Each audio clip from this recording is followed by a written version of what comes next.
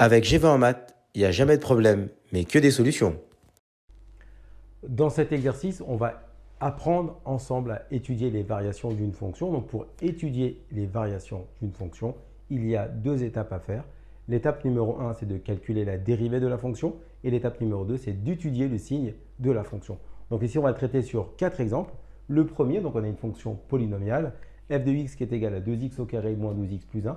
On va étudier les variations de f sur R. F est une fonction polynomiale, donc elle est dérivable sur R. On applique les formules usuelles de dérivée que l'on connaît. Donc f' de x est égal à 4x moins 12. Donc maintenant, la dérivée, elle est du premier degré. C'est une expression du premier degré. Donc pour étudier le signe d'une fonction du premier degré, je vous conseille d'étudier l'inéquation f' de x supérieur ou égal à 0. Donc autrement dit ici, 4x moins 12 supérieur ou égal à 0. Tout simplement, grâce à cette information de la résolution de cette inéquation, on va pouvoir déterminer deux choses. La valeur qui annule la dérivée et à partir de quand la dérivée est positive, on en aura besoin dans notre tableau de signes de f'. Donc on résout l'inéquation 4x moins 12 supérieur ou égal à 0, 4x supérieur ou égal à 12, 4 et x supérieur à 12 sur 4, donc x supérieur ou égal à 3. Donc ça signifie quoi? Ça signifie que là, on va pouvoir donner le signe de f' et les variations de f. Tout simplement, eh bien, la dérivée f' s'annule en 3. Déjà, c'est la première chose qu'on va pouvoir mettre. Ici, ça s'annule en 3. Et ensuite, la dérivée f', elle est positive dès que x est plus grand que 3. Cela signifie qu'en fait, la fonction, si vous voulez, la fonction f étant une fonction affine, si on faisait un petit graphique rapidement pour comprendre pourquoi l'inéquation est importante. Donc, approximativement, on ne va pas faire un schéma classique qui vérifie l'expression, juste pour avoir le visuel de cette expression 4x moins 12, fonction affine qui est croissante parce que le coefficient directeur il est positif. Donc là, et elle s'annule ici en 3. Et donc on voit bien qu'en dessous de 3, elle est négative et au-dessus de 3, elle est positive. C'est ce qu'on retrouve ici. F' est positif dès que c'est plus grand que 3. Donc on va mettre un plus dès que c'est plus grand que 3. Donc plus ici et moins ici. Et ensuite, tout simplement, si f' est négative sur un intervalle, eh bien la fonction f est décroissante. Et ensuite, elle est ici positive sur 3 plus l'infini, donc elle est croissante. Et donc là, vous avez le tableau de variation de f. C'était le premier exemple. On passe au deuxième. Sur le deuxième exemple, ici, on souhaite étudier les variations de f de x égale 3x moins 4 facteur de 5x moins 2. Donc f ici est une fonction polynomiale. Donc f est dérivable sur R. On reconnaît la forme u fois v, donc une forme usuelle. U fois v, u' v plus uv'. U le premier facteur, donc 3x moins 4, dont la dérivée ici, u' est égale à 3. V le deuxième facteur, donc 5x moins 2, la dérivée v' va être égale à 5. Donc on applique la formule u'v plus uv'. Donc en fait ici, f' de x va être égal à 3 fois 5x moins 2 plus 3x moins 4 fois 5. Donc on a appliqué u'v plus uv'. Ensuite, il ne reste plus qu'à développer le premier ici, la première expression, puis ici également. Donc 15x moins 6 et 15x moins 20. On réduit 15x plus 15x, 30x, moins 6, moins 20, moins 26. Donc ici, f' est une fonction du premier degré. Donc comme on a vu dans le premier exemple, on va étudier le signe de l'inéquation 30x moins 26 supérieur ou égal à 0. Ça va nous permettre de savoir quand est-ce que la dérivée va s'annuler et à partir de quand celle-ci, la dérivée, elle est positive.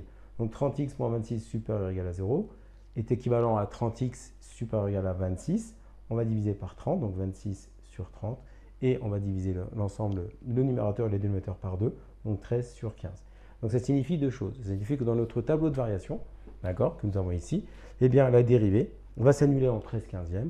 Donc ici nous mettons 13/15e et on annule ici pour la dérivée f'. Et la dérivée f', elle est positive dès que x est plus grand que 13/15e. Cela signifie que nous allons mettre ici un signe plus et donc ici un signe moins. Ensuite, en termes des variations, eh bien, si la dérivée, si f' est négative sur un intervalle i, eh bien sur ce même intervalle, la fonction f va être décroissante. Donc ici, en l'occurrence, c'est décroissant. F' étant positive sur cet intervalle, eh bien f va être croissante. Et donc là, nous avons dressé les variations de la fonction f. Sur ce troisième exemple, ici, on va effectuer la dérivée de la fonction f de x qui est égale à moins 4x plus 1 sur 2x moins 5. Donc f est une fonction rationnelle et elle est dérivable sur R privé de la valeur qui annule le dénominateur. Donc ici, en l'occurrence, c'est 5 demi. Donc on a ici une forme usuel, c'est U sur V, donc on rappelle la formule, U'V moins UV' sur V carré. U étant le numérateur, moins 4x plus 1. On calcule sa dérivée U' qui vaut moins 4. Ensuite, V, c'est le dénominateur. Donc ici, 2x moins 5 et sa dérivée, ici, V', ça va être égal à 2. On applique la formule U'V moins UV' sur V carré. Ce qui nous donne ici f' de x est égal à U', donc moins 4 fois 2x moins 5, moins, entre parenthèses, moins 4x plus 1 fois 2, sur V carré, donc 2x moins 5, le tout au carré. On développe le numérateur, donc moins 4x plus 20, moins 8x plus 2. On a un moins devant une parenthèse, donc on va changer les signes à l'intérieur de la parenthèse. Donc cela nous donne moins 8x plus 20 plus 8x moins 2. On a changé les signes ici. On réduit. Il nous reste à la fin 18 sur 2x moins 5, le tout au carré. Donc là, c'est la dérivée f'. Et on va maintenant étudier le signe de f'. Donc en fait, ici, tout simplement, le numérateur ou le dénominateur, signe du numérateur, signe du dénominateur, et ensuite signe du quotient et la variation de f. Donc on a vu précédemment que la valeur interdite était 5,5. Donc on va ici le faire intervenir dans notre tableau. 5,5. Donc pour f' et pour f, on aura ici la double barre parce que c'est la valeur interdite. Ensuite, au niveau du signe, eh bien tout simplement, signe de 18, c'est 18 ici, c'est un nombre. Il est strictement positif. Donc le signe du numérateur, c'est positif partout, strictement positif. Pour le dénominateur c'est un carré. Donc un carré est positif ou nul. Et on a vu que le dénominateur s'annulait pour 5,5. Donc en fait ici, ça s'annule pour 5,5, mais ça reste un carré, donc il est positif ou nul. Il s'annule uniquement pour 5,5 et ailleurs il est positif, donc plus et plus. Donc maintenant on applique la règle des signes parce que nous avons un quotient pour ici f'. Plus par plus va nous donner plus. Plus par plus va nous donner plus. Et enfin, en termes de variation, ici, eh bien, c'est strictement positif sur moins l'infini 5,5 et sur 5,5 plus l'infini, c'est également strictement positif. Pour notre dernier exemple, ici, on a toujours une fonction polynomiale. Donc f de x égale à 1 tiers de x au cube moins 5x au carré plus 9x moins 3. Donc f est dérivable sur R. Ensuite, on applique les formules usuelles de dérivée. f' est égal à 1 tiers fois 3x au carré moins 5 fois 2x plus 9. Donc au final, on va obtenir 1 tiers fois 3, donc x carré, moins 10x plus 9. Et donc là, on a une dérivée qui est du deuxième degré. Donc pour étudier les dérivées du deuxième degré, on va utiliser le discriminant. Donc en fait, on rappelle ici que a, c'est égal à 1, que b, c'est moins 10 et que c, c'est 9. Donc on va faire delta qui est égal à b carré moins 4ac. Donc dans notre situation ici, on va avoir delta qui va être égal à moins 10 au carré moins 4 fois 1 fois 9. Et donc delta est égal à 64. Donc ici, delta étant positif, on a deux racines, x1 et x2. Donc on rappelle que x1, c'est moins b moins racine carrée de delta sur 2a. Et on rappelle que x2, c'est moins b plus racine carrée de delta sur 2a. Donc si on applique maintenant ces formules en utilisant les valeurs ABC que nous avons définies précédemment, eh bien x1 va être égal à moins b. Donc moins b, comme b c'est moins 10, moins b, ça va nous faire moins 10, ça va nous faire 10, tout simplement. Moins racine de 64 sur 2 fois 1. On rappelle que racine de 64, ça fait 8. Donc 10 moins 8, ça fait 2. 2 divisé par 2, on obtient ici x1 qui sera égal à 1.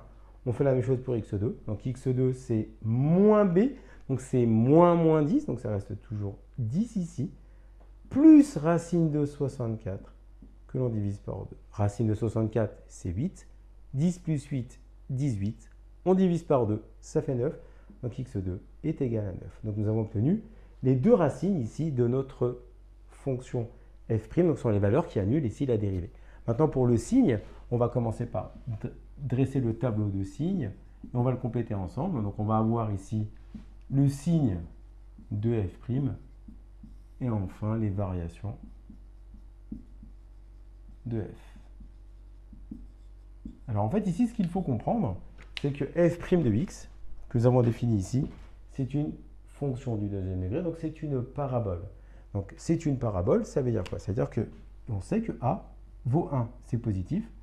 Donc la parabole, elle est tournée vers le haut. Donc c'est-à-dire que la parabole, elle a cette allure en termes d'expression.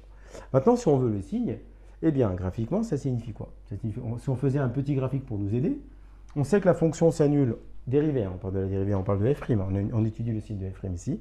Mais f' s'annule en 1 et en 9. 1 et 9. Ici, on a 1 et là, on a 9. Donc l'allure de la fonction, approximativement, elle est comme ça. Ce n'est pas nécessairement à l'échelle. Donc ça veut dire quoi? C'est-à-dire que tout simplement, eh bien, on va voir ici le signe de A, signe de moins A, signe de A, positif, négatif, positif. Donc en fait, ici, on va indiquer les racines 1 et 9. La parabole, elle est bien tournée vers le haut. Signe de A, signe de moins A, signe de A. On a fait le petit schéma ici pour nous aider à bien visualiser en termes de signes. Donc, signe de A, A c'est 1. Donc, entre moins l'infini 1, elle est au-dessus de l'axe d'abscisse, donc c'est positif pour f'. Donc ici, on va avoir plus, ensuite moins et plus.